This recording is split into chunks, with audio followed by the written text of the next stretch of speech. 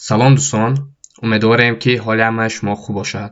خب خوش آمده به کانال تاجیک اکادمیا. اگر بار اول باشد حتما ابونه شوید، درس‌های خوب است استفاده کنید و برنامه‌ها.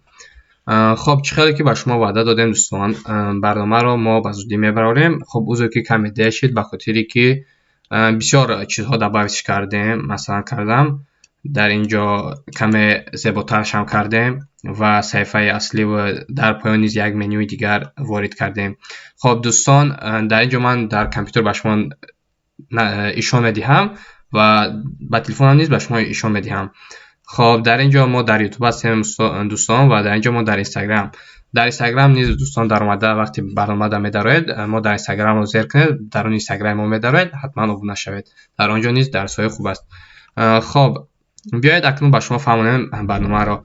دوستان من در اینجا عین حال با کامپیوتر میفهمونم برای که برای من آسان تر است برای شما رو فهموندن و در تلفنم نیز بعد این ویدیو یک ویدیو کوتاه میکنم برای چیز کردنش. دوستان همین برنامه رو چخل در تلفن خود در گلان اکران دبایت کنیم و از آن استفاده کنیم برای که هر وقتی که مثلا در همون برنامه جقل اتوماتیکی در اون همین وب دارید، وب پروگرام دارید، از آن استفاده کنید. خب دوستان در اینجا قسمت انگلیسی است که شما میدونید اگر شخصانی که در اومده باشد. خب شخصایی که نو باشد خب در اینجا کمی گراماتیک زبان انگلیسی است اگر خودید و اینجا خیلی هم کم است دوستان. با گراماتیک تاجیکیش هم نیز اهمیت ندهید به خاطری که این را ما هم خیلی یک صفحه ساختیم. خب دوستان در اینجا کلام ما برای مشق هستن دوستان. مشق‌های روسی دوستان در اینجا نوشتگی است که مثلا در مشق جمله‌های تاجیکی رو به روسی میگردونید. جمله‌های تاجیکی رو میگه به زبان روسی میگردونید. جمله‌ها با زبان تاجیکی نوشته شده است و در پایانش لغت‌های روسی به جا گذاشته شده است. یعنی میگه لغت‌های روسی به جا گذاشتگی است. شما باید لغت‌ها را جابجا کنید تا یک جمله درست شود. خب مثلا در اینجا دوستان از نوشتن به فکران معلوم شد و در اینجا انتخاب میکنید چقدر مشق میکنید. برای مثال 10 تا مشق را میگید و در اینجا نوشتگی است. مثال برای او بر وقت بیدار شدن دشوار است. یعنی برای یک نفر بر وقت بیدار شدن چی است؟ دشوار است. مثال برای بچه ему тяжело просыпаться рано. مثال آفرین درست جواب دادید. اگر درست جواب دادید آفرین درست میگتون. اگر نادرست جواب دادید میگتون که نادرسته. وقتی شما باید همه این کنوپ‌ها را انتخاب کنید. این کنوپ‌ها هم بگیم که مثال جمله به همین طور میکنیم یک جمله میشود. خب اگر جواب را بگید میگه که لطفاً همه کلمه ها رو انتخاب کنید. یعنی همه همین مثلا لغات ها رو باید انتخاب کنید. و مثلا من این را خیلی خوب میدونم یا مثلا نادرست هر چیزی که بخوایم انتخاب کنیم و وقتی که انتخاب کردیم بالا رفت بچه‌ها یک فکر کردن که مثلا نادرسته در بالای همون کنوپ‌ها میگید همین مثلا لغت و اتوماتیکش پایان میاد. مثلا در بالای خراشو میگید پایان میاد، در بالای یا میگید پایان میاد. خب همین خیلی مثال اگر نادرست جواب دیم در اینجا میگه که نادرست جواب نادرست، جوابی درست یا چه خراشو زنایتا. خب همین خیلی دوستان شما مشق میکنید هر روز مثلا در اومده این یگان پول نمیخره به پول دوستان و استفاده میکنید و قسمتی مشق‌های انگلیسی هم نیز میداره. در مشق‌های انگلیسی هم نیز همین خیلی دوستان تاجیکی با انگلیسی میگردن. در مشق جمله‌های تاجیکی رو با انگلیسی میگردن. جمله‌ها با زبان تاجیکی نوشته شده است و در پایانش لغت‌های انگلیسی رو به جا گذاشته شده است. شما باید مثلا جابجا کنید تا یک جمله درست شود. مثلا در اینجا هم انتخاب میکنید. مثلا ما در لندن میباشیم. مثلا we are in London. مثلا جوابی درست. اگر جوابی مثلا اگر چه خطا بنویسیم نادرست، جوابی درست it is a car. این ماشین است. خب همین خیلی دوستان و در اینجا قسمت ویدیوها هست. در ویدیوها شما مثلا ما ویدیوهای خودمون گذاشتگیم کمتر است برای که وقت نشه. بسیار دوستان خواهش کردن که برنامه را مثلا پیشنهاد کنیم، بخاطر همین دیگر ویدیو بسیار وارد نکردن. شما ویدیوها رو میتونید از یوتیوب در اومده استفاده کنید و همیشه ویدیو تماشا کنید بسیارتر به خاطر که شما توانید جمله ها رو ترتیب داده توانید، یعنی با برنامه کار کرده توانید. خب دوستان در تلفن چه نمایش داده میشود؟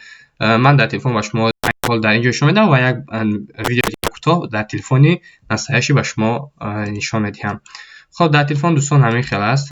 صفحه این ویدیو هست و و در پایان نیز منیو اگر شما خواستید مثلا صفحه اصلی رفتن صفحه اصلی رفتید راست در اون صفحه اصلی میرین.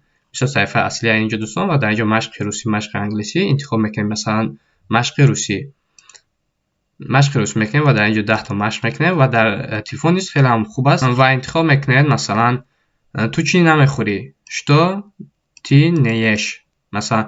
خب دوستان در اینجا شما علامت سوال رو اگر دیدید که مثلا در پایان علامت سوال ندارد، این رو من برنامه رو درست کردم که به خاطری که برنامه درست کار کرد برای که بعضی جمله های تاجیکی با زبان روسی دو خیل مثلا جواب داده میشود. برای من علامت سوال رو در پایان گرفتم به خاطری که بعضی اگر سوال رو مثال درست کار کرد برنامه، به خاطر همین شما یگام خطایی در این نبینید برای که این باید در مخه باشه درست کار کردنش.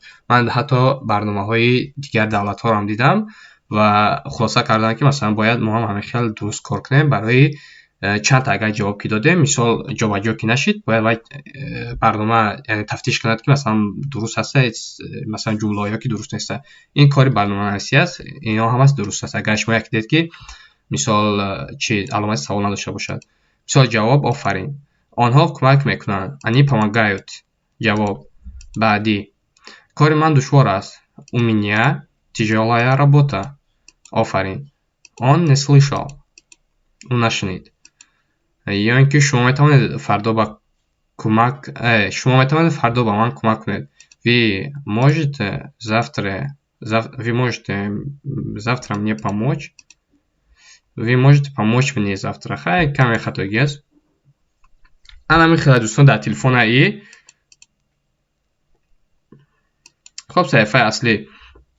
خب دوستان این برنامه را نیز به دوستان خودتان توصیه دهید، یعنی روان کنید ویدیو شه هم ویدیو یوتیوبی شه به خاطر که دوستان این یگام پلاگین است. خب فکر میکنم که دیگر آدم ها نیز خوانن یگام چیز یاد گرفت و این یک کار خری از طرف ما میشه.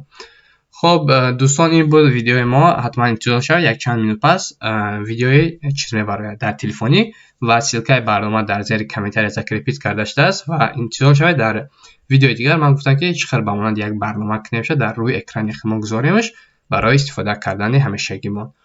خب تا درس‌های دیگر موفق سر بلند باشید.